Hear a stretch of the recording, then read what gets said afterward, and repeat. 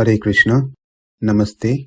Chapter 13 is entitled as Kshetrajna Yoga, also as Prakriti Purusha Vibhaga Yoga, also as Prakriti Purusha Viveka Yoga.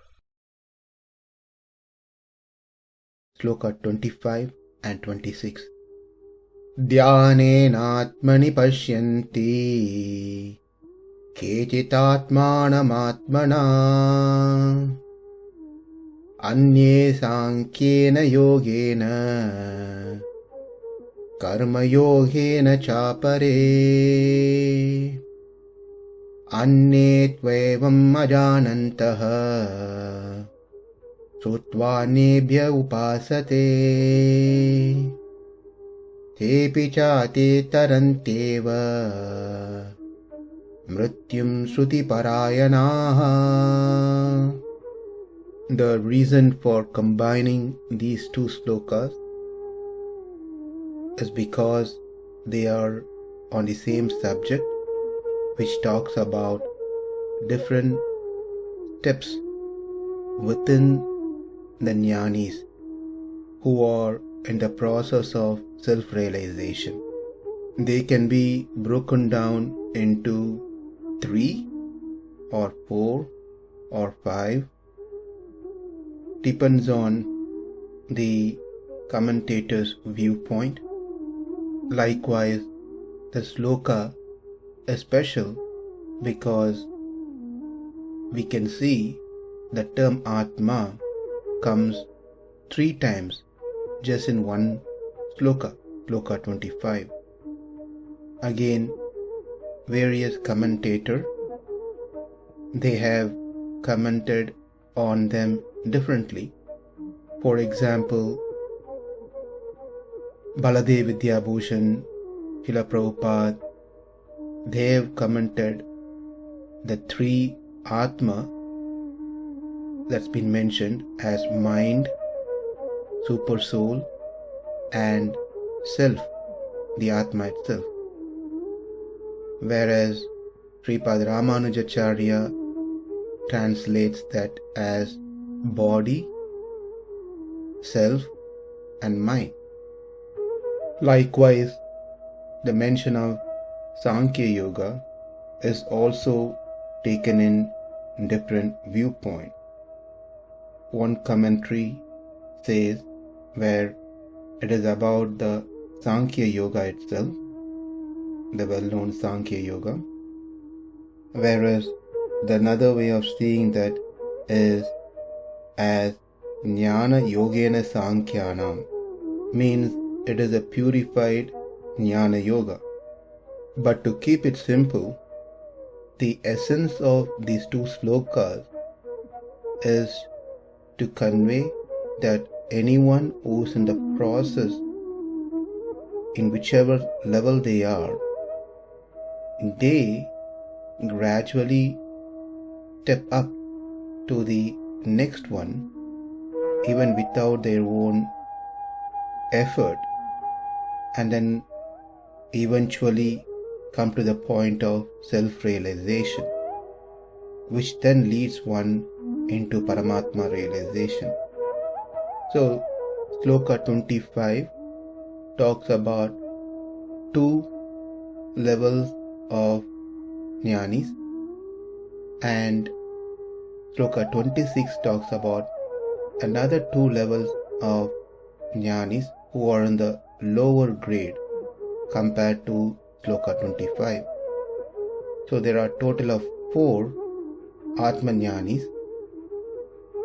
They are called ātmaņānis not necessarily they have realized the self, but just to categorize them into one group.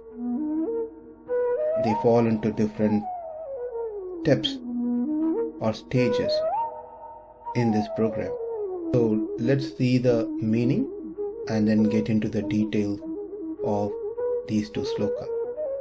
Dhyanena, by meditation, ātmani, within the self, paśyanti, see, kecid, some, ātmānam, the Supersoul, ātmanā, by the mind, anye, others, sāṅkhyena, of philosophical discussion, yogena, by the yoga system, karma-yogena, by activities without fruitive desire, cha, also, cāpare, others, anye, others, tu, but, evam, thus, ajānantaḥ, without spiritual knowledge, śrutvā, by hearing, ānyebhya, from others, upāsate, begin to worship, te, they, api, also, cha, and cātitaranty, transcend, evam, certainly, mṛtyuṁ, the path of death, śruti-parāyaṇāḥ, inclined to the process of hearing.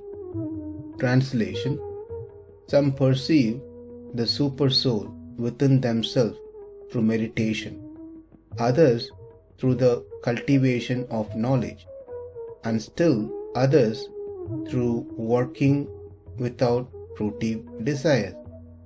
Again, there are those who, although not conversant in spiritual knowledge, begin to worship the Supreme Person upon hearing about Him from others. Because of their tendency to hear from authorities, they also transcend the path of birth and death. Another important thing to note when comparing to various commentators, that these different categories of jnanis can be seen as sequential, that is from level 0 to level 1, from level 1 to level 2, from level 2 to level 3, and so forth, or can be seen differently, like they are by themselves individual practitioners, which they don't need to go through from the lower to the higher, to the higher, to the next higher, so forth.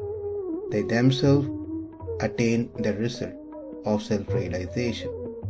So this is another two ways to understand or see these set of slokas.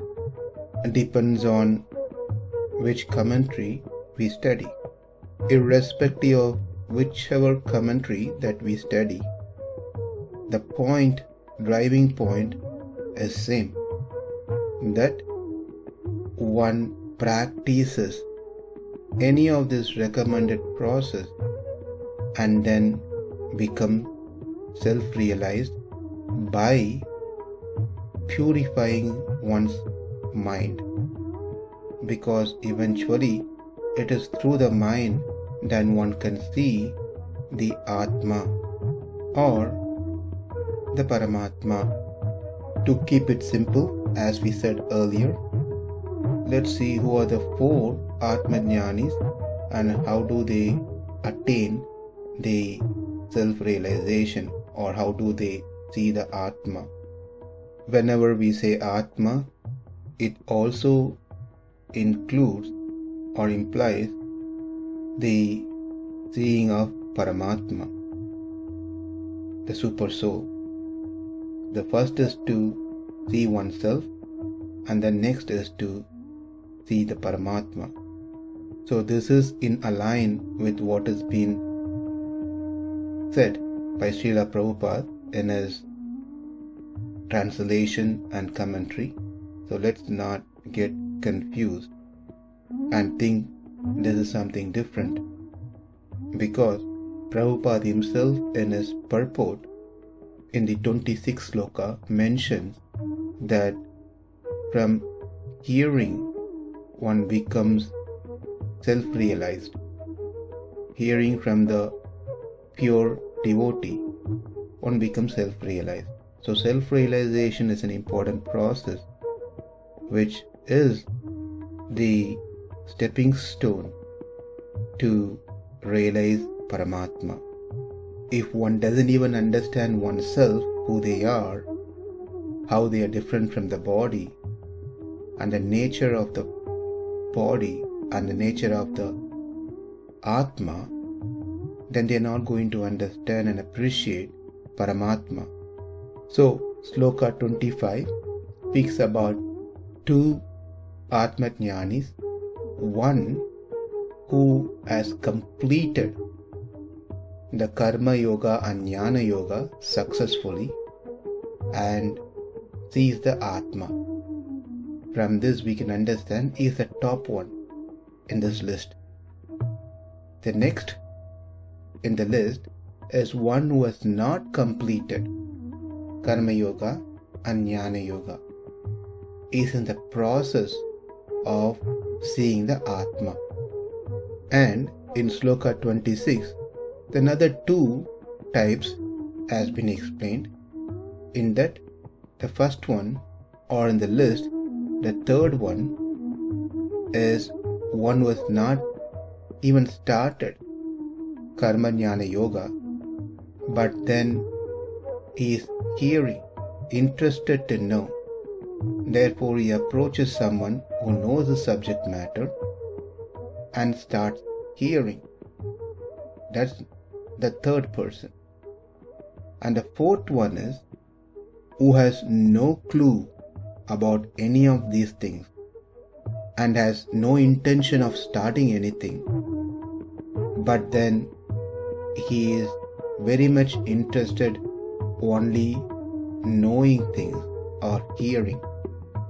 So he is very much into hearing and not inclined or interested in applying what has been heard.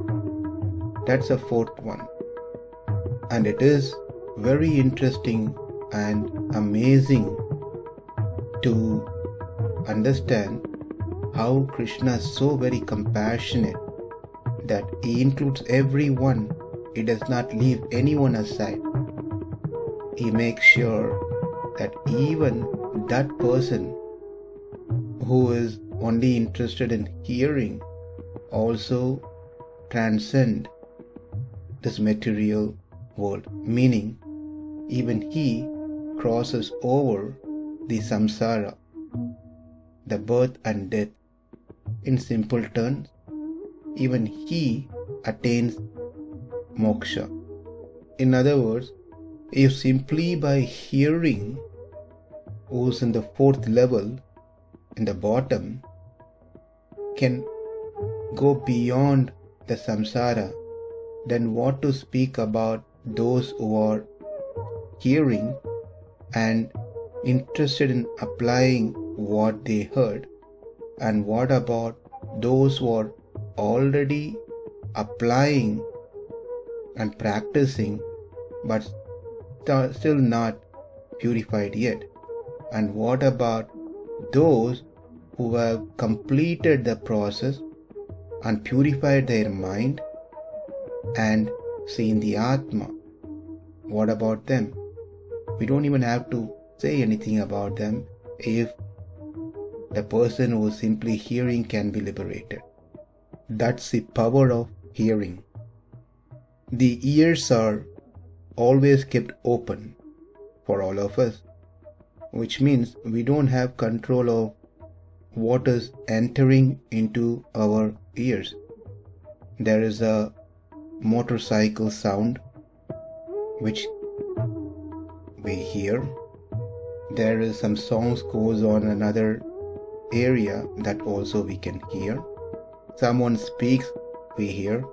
There is a radio or a TV which is on, that sound also we hear. So we cannot control what's entering into our ears, but we can filter them and make sure we hear from the right source. And when we say right source, we are speaking about the spiritual source. Therefore, the message that we hear helps us, purifies our consciousness, and eventually makes us to do something for the Atma, for Paramatma. What we have seen in this session is just an overview of these two slokas. So we will see the details of it in our next session. Namaste. Hare Krishna.